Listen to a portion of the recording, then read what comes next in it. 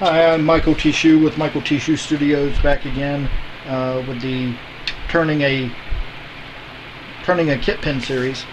I've actually gone ahead and cut this blank now, but what I did is I brought my tube over from the kit that I am using and determined which area of the blank I wanted to use for producing the pin. I decided obviously on the center section, and then I went ahead with a pen and marked it, giving me ample room, about a 1/4 inch on each end, just so that I've got a little room to play with once I glue the tube in. And then cut this on my bandsaw here and remove the ends. So you can see I've got a nice, I picked out the section with the most character in it, with all the swirls and everything that's involved with this blank. The next step I'm going to do here is move it over to the lathe and drill it in my cullet chuck. I cannot emphasize enough how beneficial it is to have a cullet chuck. It is probably the most versatile tool in my shop. I put it on my lathe a long time ago. I rarely ever remove it from my lathe now. There's a couple examples that I'll give you as I go along, things that you can't do with it unless you have a specialty tool to go along with it, which I do have, fortunately for myself. They're kind of hard to find, and actually I don't know of anyone that makes them. So I'm going to shut off the camera now, reposition everything over to my lathe, and show you the setup over here, and how I do the drilling portion. Okay, so what I've done here is I've set my lathe up. I've got my cullet chuck in my headstock.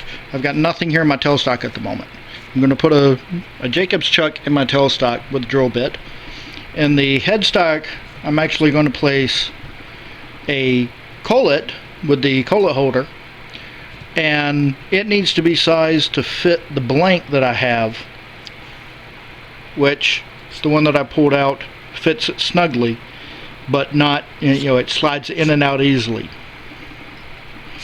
One of the benefits of having a cullet chuck is that you can purchase a kit of cullets, such as this one, that has sizes varying from about a 32nd of an inch all the way up to almost a little over 3/4 of an inch.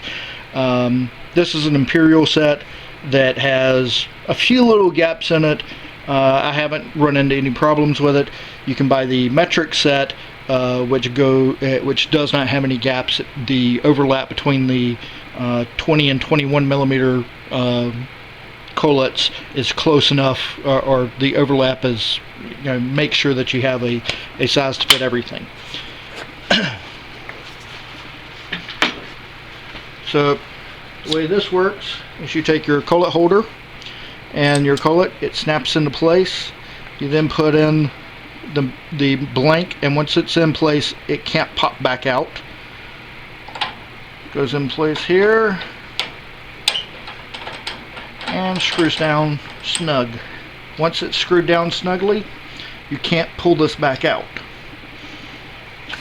Now this blank, is because it was rounded beforehand and is in a cullet chuck, is about as close to center as you can get it.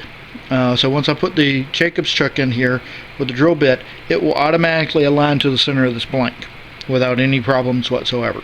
So I don't have to worry about having a center hole here or anything of that nature to start myself off. If I had a real sharp angle on it, I would probably want to trim the end down so that it's fairly flat, just so that the bit can't be deflected off center slightly. Or if I wanted to, I could pull my steady rest up here and my tool rest, and put a slight concave on this blank using my skew or a gouge, and make it where the drill bit will self-center again. So I'm going to now take my pin tube, and I'm going to determine what size drill bit I need. Now you could just simply follow the manufacturer's recommendation on what size you need, which is usually fairly good. I like to have a little bit more control, I've got a very large set of drill bits, so I can actually select a drill bit that will be much tighter in spec to this, and I'll have less slop in the hole to have to fill with glue later. So I'm actually going to use my calipers. So what I'm doing here is I'm taking my calipers, and I'm not even going to turn these on for this purpose, and just snugging it down against the tube and locking it into place. Now I know that I've got the tube size with great accuracy. It's a very snug fit right now. So then I'm going to just select a drill bit. I think it's pretty close, and I can see this one slides right through, and it's actually got a good bit of slop, so I need one larger than this. Go up a couple sizes, still got a little slop. Actually, once you get up here to the actual drill shank, it's too tight. So we're actually going to go with,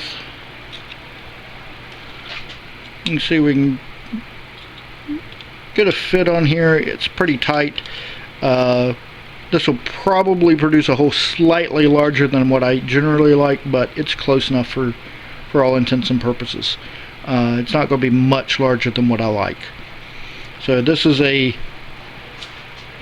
size X blank or drill bit, and that's what we're going to use now. So I'm going to take my Jacob's chuck, which is here, and I'm going to take my key, remove the old blank or old bit, put my new one in, making sure that it hits on the shank and not on the drill shaft. Tighten it down. I have to loosen my tailstock, slide it back, and put this in place. Now you want to bring this up close to your blank so that you've got the maximum amount that you can actually rotate or advance your tailstock in. So now I'm going to fire up my lathe and I'll drill this blank through. Some people advocate for stopping short of the end to prevent it from blowing out on the backside. Sorry about that, I ran out of memory on my camera. I was saying that many people advocate for stopping short when drilling the blank to prevent blowing out the back end when they pass through when the drill bit passes through the end of the blank. I give myself an extra ½ inch, as you saw earlier, so I don't generally follow that rule. And actually I've already drilled the blank now because my camera ran out and I didn't realize it, but it drilled through without any issues whatsoever. Probably do need to sharpen these bits. What came out was a little bit more powder than ribbons, which is generally what I'm after. So I'll have to sharpen my drill bit here soon, but for the purposes that I needed, the blank drilled through without an issue, and you can see I did not have a blowout on the back end even though I drilled all the way through. It came out, as you can see, very centered on both ends. So now I'm going to shut off the camera for a minute. I'm going to set up with my glue and show you gluing in the blank and talk about that a little bit. Okay, and we're back. I've got my blank here that's already been drilled. I've got my tube that's already been painted. And I've got a mix-up of this is actually West Systems epoxy resin. You can use Gorilla Glue. I've had very good success with. You can use 5-minute epoxy, which a lot of people enjoy. You can even use CA or super glue. I tend to avoid the super glue. It does not have good shear strength, and also the thin, which is what most people tend to gravitate towards, just doesn't fill gaps very well. The polyurethane glues, which is what Gorilla Glue is, are great at filling gaps, and they actually have a little bit of flex to them, so they actually do allow the blank to expand and contract a little bit without cracking. The epoxies tend to be a little bit more rigid. What I'm actually going to do here is I'm going to take my epoxy, I'm going to dribble a little bit down the hole first. And I do this just to make sure that I get some glue in there going all the way through the hole. I'm dropping some on my hand. I'll have to take care of that a little bit later. But I just drip it in there and let it roll down the sides as it's going. I probably don't need to do that, but I err on the side of caution.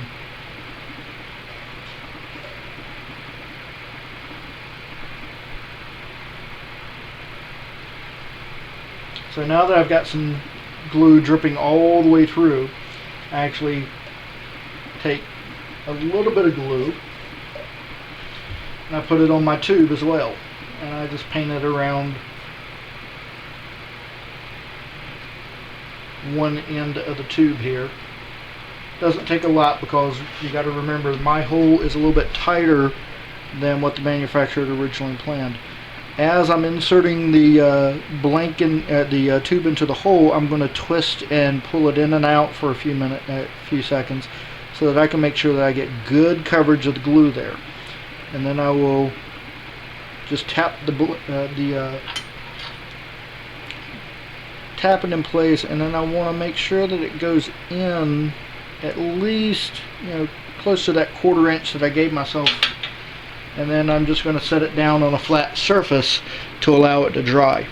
Now, since this is West Systems glue, it does take a little longer than dry than the 5-minute epoxies or the super glue. Generally, I let it set up overnight, and that's what I'm actually going to let happen today. Is I'm going to allow this blank to set up overnight, and then we will come back tomorrow after it is completely dry, and I can then trim the ends of the blank and turn the blank. And we will go through that process on episode 3.